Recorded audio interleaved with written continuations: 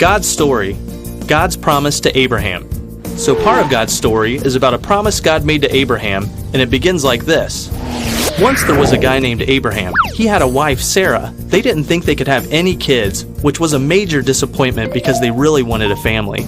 But little did Abraham know that God had a very special plan for him. When Abraham was 75 years old, God promised to give him kids, and one day God would send the rescuer through his family.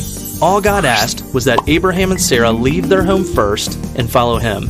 Now, they had a tough choice to make. Leave all their friends and trust God, or stay comfortable. This was not easy. See, Abraham really wanted kids, but was already pretty old. Sarah was getting up there too. Not to mention, she had never been able to get pregnant. So if Abraham and Sarah were going to leave their home and trust in God's promise, they had to believe that God would do something that seemed impossible. The good news is, they decided to trust that God would keep his promise.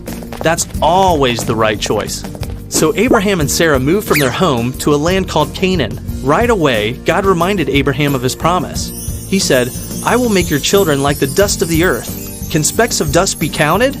If they can, then your children can be counted. This was God's funny way of telling Abraham he would have a lot of kids, because nobody can count every piece of dust. Well, this promise seemed great, but after a while, Abraham and Sarah still had no kids, let alone as many as the pieces of dust. Now, they were really old. Sometimes God doesn't remind us of his promises because he wants us to learn to trust him. But God took Abraham outside at night and told him to look at the stars. He reminded Abraham that he would give him that many kids. So Abraham decided to keep believing God. He and Sarah waited again.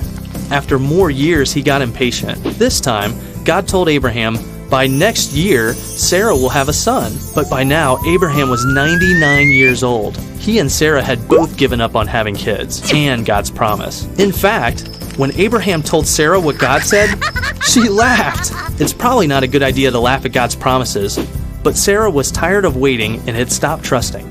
The great thing is, even if we think it's impossible, God really does keep his promises.